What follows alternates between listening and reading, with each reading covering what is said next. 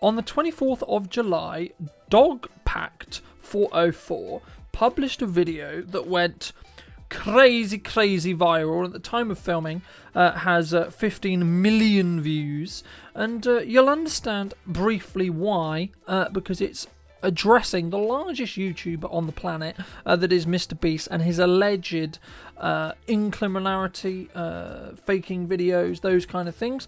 And I wanted to talk about it, share some of my views on it. So within this video, Mr. Beast specifically acknowledges, or a clip is used where he specifically acknowledges that he's aware that a large number of his subscriber bases are below the ages of 18. This will become slightly more relevant in due course. The average demographic is what, 13 through 17? Is that the biggest spike in your analytics? Well, I mean, mine's horseshit. It says like 18 to 24, but I know all my fucking viewers are little kids. Yeah. I feel like it's a lot like that because, you know, little kids lie about their age or they're on their, you know, like... But yeah, and then I have like a fucking massive one for like the 40-year-old range because all the fucking idiots are on their parents. And within the same video, another clip is shown where he shows someone who he just finds on the street or just walks down the road in America and just hands $1,000 to. Is he subscribed? You are subscribed. Here's some money. Have a good day. Some of them feel like I just walk around with $1,000. It's like, oh, thanks for watching my videos. Hit that subscribe button because you might bump into me in real life and it might make you a lot of money. Right? And it's this illusion or this reality where if you subscribe, you can be one of the lucky ones to either be in a video or be, you know, lucky enough to win some money, or there is even some claims about winning a car or house, etc. These bold claims about specific things. And the video also talks about as well that Mr. Beast allegedly does or doesn't fake videos. Now the question I want to bring is the reason why, firstly, like his videos being faked is either a big deal or not, is he builds his brand, and he has built his brand on being a reputationable or someone, yeah, you can trust what I say. Yeah, you can trust that what I'm saying is true and authentic. You know, in a similar way to a lot of businesses and a lot of people would want to be trusted in their view of the news. I would hope by listening to this show that you would trust my opinion because you see me as a good source of information, and hopefully that you can believe at minimum I've done a level of research on this information. But as always, you know, all of the sources that I do use in this video will be linked in the description down below. But that's part of Mr. Beast's brand. And the video alleges that because he uses CGI to emulate or increase the production value or other things like, you know, using trained animals, so in this case it was a raccoon, to add to the production, I guess the question becomes, which is, how is it fair for us? Is it not fair for us to say that the video is quote-unquote faked when it's in a controlled environment, right? Is it faked because he's using CGI to expand those sets? Some would say yeah, some would say no. Personally, I think it's a grey area, to be honest, because all he's doing, as far as I'm concerned, is he's increasing that entertainment value, he's increasing that production quality, which in turn, by using CGI, means he can do specific things. And for me as a consumer, when I watch some of his content, you know, his kind of going from challenge 1 to challenge 2 scenes are deliberately, obviously CGI, and they are a bit piss take. You know, he blows up, you know, in some of them, if I recall correctly, he blows up like half a planet, or he blows up the moon, or things like this. It's like, well, clearly he's not doing that. Clearly that's CG.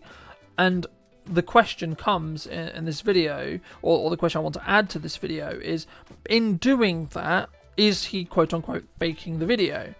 The same in true of when it comes to using a train set animal. So in this case, it was in the video, I think Dog Pat specifically described it as a paid actor, but the crux is it's known in the film production world that, you know, if you want to have animals on set and you want them to be able to behave in a certain way, there is animals that are trained to do this, right? They're not wild, right? When you deal with a wild animal, they're very unpredictable, right? right? In the same way, the saying comes is don't work with children and animals because they are so unpredictable. They are more difficult to work with, right? And is it fair, if the animal is a key part of that video, to necessarily try and use a wild animal? Because in most cases, what the wild animal is going to do is, if it sees a human, in most cases it's going to run away, right, or be semi-aggressive or panicked, etc., because it's questioning, are you going to kill me or not, right? When in a trained animal's case, the trainer will be with them. They'll be in a more trained or relaxed mode, and they're more likely to be able to be, I imagine, through like giving treats and other forms of psychological quote-unquote tricks, to be able to do what the production is looking for that animal to do, right? So is that again making it more practical for production? Is that quote-unquote faking it because there wasn't a wild animal? But again, I would argue that it's not practical to have a wild raccoon, and or probably safe, to be honest with you, to have a real a wild raccoon on set when it's only a small part of that video as well. There is also a abandoned video or a video which was deliberately designed to be, we are stranded on X place, right? And it was notoriously known and notoriously talked about that the area was closed off for Mr. Beast to film, right? Because there isn't actually many places on the planet, unless you go like really, really, really vast areas. I think there's a couple of areas in Russia and places like that are really, really extreme and far away, where you can be in the middle of nowhere, next to like nowhere in society. And I think the whole premise of the video was that we're going to create an environment and see how the characters, the people within the video, are specifically looking at or specifically react to being in a survivalistic style environment, right? And that's the entertainment. Some people, for whatever reason, I've never personally understood it, but some people really like watching other people suffer. It's a bit weird in my opinion, but there we go.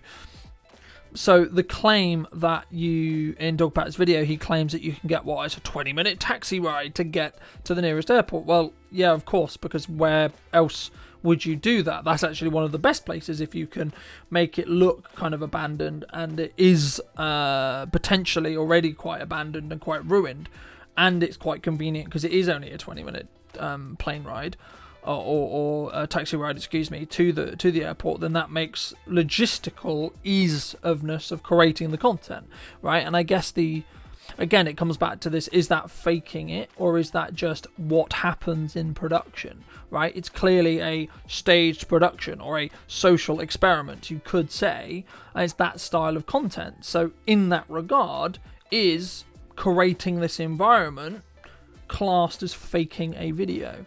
I don't personally believe so. I would say it's about creating the environment so you can see these characters and you can see these realities. It's not a fully scripted show. I don't see them as the same thing. Increasing production quality, producing a piece that requires trained animals, requires etc., is going to be different to we're doing a social experiment on the street, right? And it's meant to be street feel, and it's meant to be that way. No, it's not as scripted or as planned or as shot listed out as a full production on a film set, for example, would be. But again, I don't think it goes into the lines of faking at what I've talked about now. Now, there is also being questions where he talks later in the video about his claims related to the 100 Girls, 100 Boys video that he did, where if the boys, and I quote, if the boys would have won, it would have been a PR nightmare. Now, it probably could have been, because especially in the world at the moment, where a lot of people are being portrayed or implied, and we are in a reality where the culture is about trying to find an equal playing field for all genders. If the boys would potentially have won, that could have potentially, you could have seen it now, Mr. Beast the misogynist, or etc., those kind of headlines. And I think that is true, but is it again, and this is where it starts, in my opinion, I think where the wrongdoing actually potentially starts to appear, and where the hot water really, not necessarily, in some cases legally, but also not legally. I'm not a lawyer, so I don't know where it legally sits, but it is morally, at least in my opinion, quite dodgy in this next sequence, because obviously the rigging of the show. So there was a part of the show where one of the challenges was for a group to complete a bunch of Rubik's cubes, right? And part of what Mr. Beast does in his game shows, no matter how legitimate or not, is he will just randomly appear with a briefcase full of like $10,000 or etc., $1,000, etc. And in this video, he pays off, allegedly, the only guy who knew how to solve a Rubik's Cube. Yeah, but We didn't realize until this competition started that only one boy oh, they're literally handing it to him. and only one girl actually knew how to solve a Rubik's Cube. Out of all these guys, he's the only one that learned how to solve a Rubik's Cube. And he stayed. Oh, I'm not leaving. And while, since the boys were getting way ahead of the girls, I decided to make things interesting. We're gonna offer the one guy in there that knows how to solve them $10,000 to leave right now. I love how he's still solving. We got 10 grand right here. You can just walk out the circle. Do it. I'm out. It's 10 grand. I would leave.